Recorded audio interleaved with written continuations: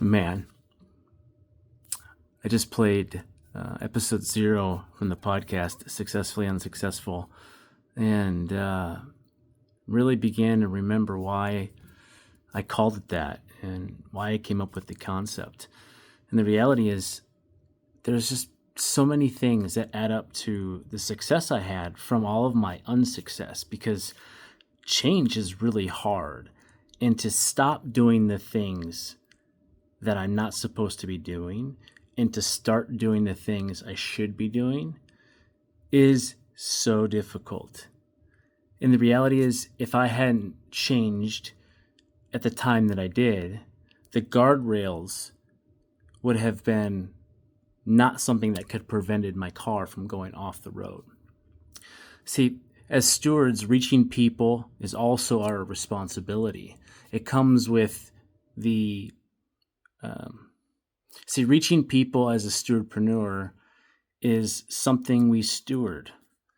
Reaching people is something we steward. Just as we do with our time and our money and our talents, it's our responsibility to leverage our relational equity, to tell people about Jesus and what he's doing in our lives. See, the thing is, oftentimes we confuse sharing the gospel with hammering someone over the head, beating them down with scripture and thou shalls and thou shall nots. But the reality is, we just need to love them.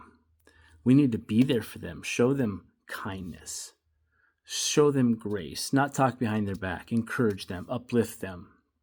That's what it means. And so that is how we earn relational equity, and at the right time have the opportunity to ask that hard question. When's the last time you've sat down and had quiet time with the Lord and just opened the Bible? You can ask that question when you have that relationship.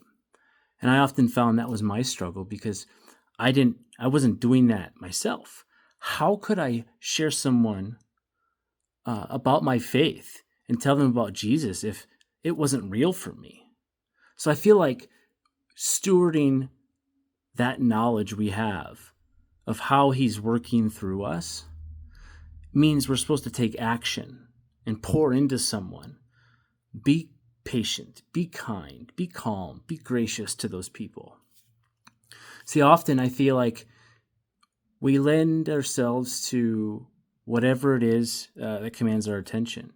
We compromise our joy for money because we can't believe the simple lies that, maybe I should just stay here in this job and be okay with that because I make good money and not pursue this other thing. It's going to be a grind. It's going to be hard, but it's my passion. And often we can't find ourselves to do that because it means a sacrifice. And that joy that we could have, that amazing joy in doing what it is we love and what we're called to do, we trade it for an extra $10,000 a year, when the reality is we believe ourselves so often. These lies keep us from living our biggest opportunity, our biggest part of our dream, because we're not relentlessly chasing the things we're most passionate about. I would challenge all of us to consider, can I take a pay cut for happiness? Can I cut something out of my life? Maybe that I'm chasing, that next thing, to really step back and say, I'm missing my time with my kids. Or if I just had 10 minutes with my kids, if we start putting in perspective how we can leverage our time, we can achieve the goals we have. We can see the joy that comes with the fulfillment of doing what we love, being around the people that we love. It's often the reason we just can't, that Jesus says the rich man can't enter the kingdom of heaven, because he's unwilling to put aside what he's been called to do. I feel like all of us, we just have these excuses. It's like, I interviewed so many guys in the podcast, and what I've identified is just so much of the unsuccess they've had have been the reason for their success. It's an oxymoron. It's the things that have made them successful are because they've had unsuccess, and that's what kept them from breaking through. In order to break through, many times they learn their biggest lesson that way. So how intentional are we in trying to fail? By taking risks.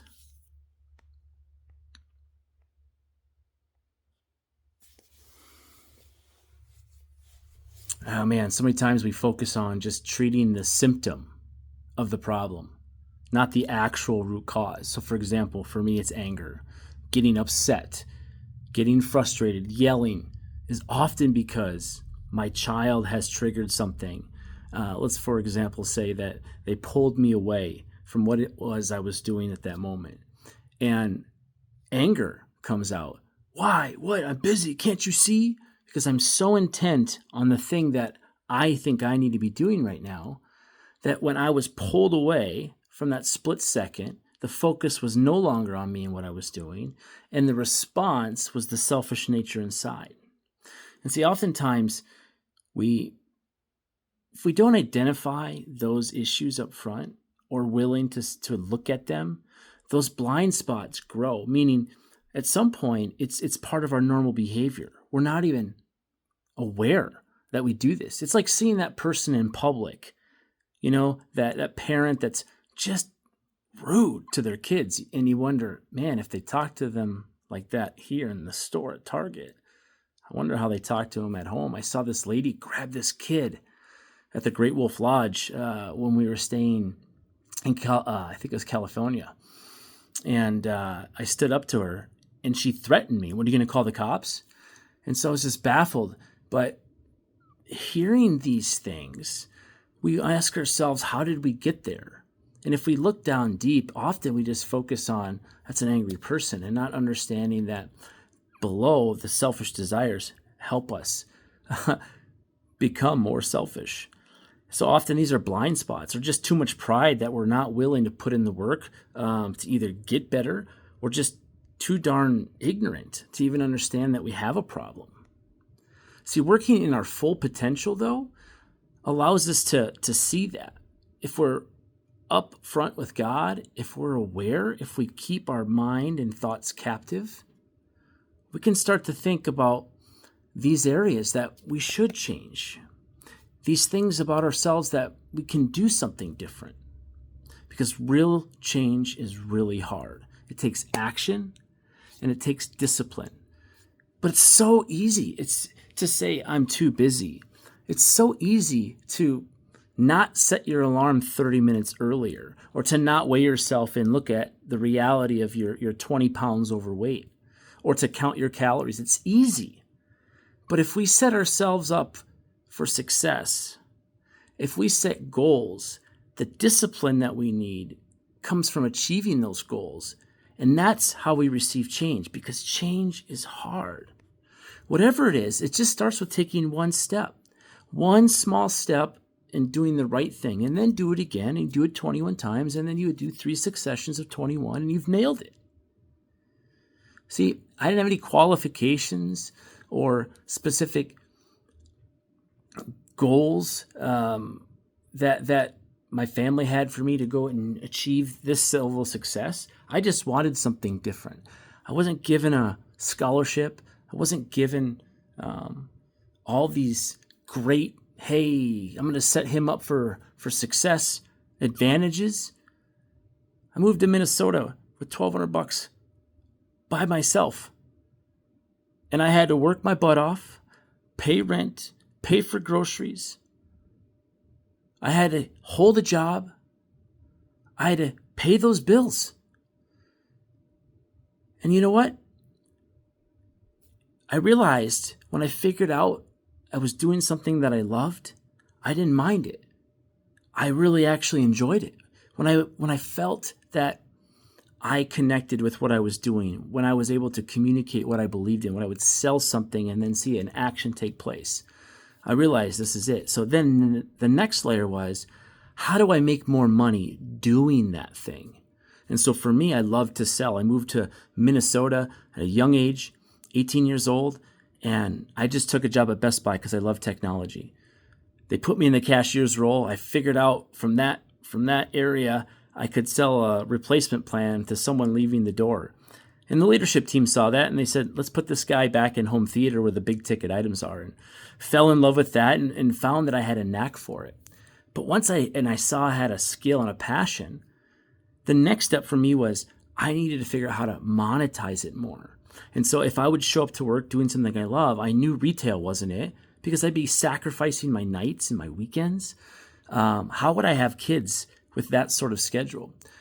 But this guy showed up from Best Buy Corporate, and I heard about the opportunity to very simply sell what Best Buy has to other businesses. And so I was like, I got to do that. And as simple as this guy just tell me what he did, me taking the time to ask, I was motivated to go find an opportunity in the corporate role. And boom, I made a connection and I got in. We have to take just a step to achieve our goals one at a time. See, the thing is, I have no qualifications for anything I have. I have blessings to show for it. When you're living and leveraging your ikigai, you can achieve what you set out to do. I don't have specific degrees or rich parents or seed capital. I didn't have a coach. But if you want to accelerate your goals, then you should hire one. You can 10x when you start having people now putting you and pushing you in the right direction, as opposed to letting you guess. Because if you're in the wrong direction, you're going to end up way over there before you realize you need to get back over here. At least a coach now will help you reset and then push, reset and then push. And I believe my type of coaching is very unique because I've been in the trenches building business. And so rather than paying me to simply advise you for an hour on your agenda, I actually find alignment by scheduling time with my core council members and getting to know them, their goals, their passions, and find ways that I can help and pour into them. Unlocking opportunity, mutual opportunity, because my gifting is in the growth side.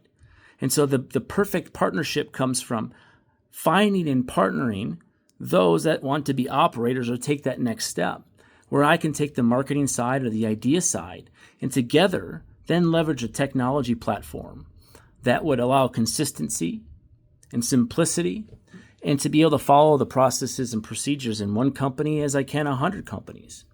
So this idea of the platform allows for tech, services, or individuals from the community. This is a third pillar. And the fourth would be staying grounded.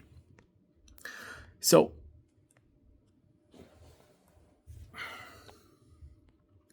ultimately, I could be anywhere right now. I could be on the beach, but I'm not. I could take my family on a trip to Hawaii today, 5 kids and 2 adults. I could book a trip into outer space on whatever that shuttle thing that they started doing.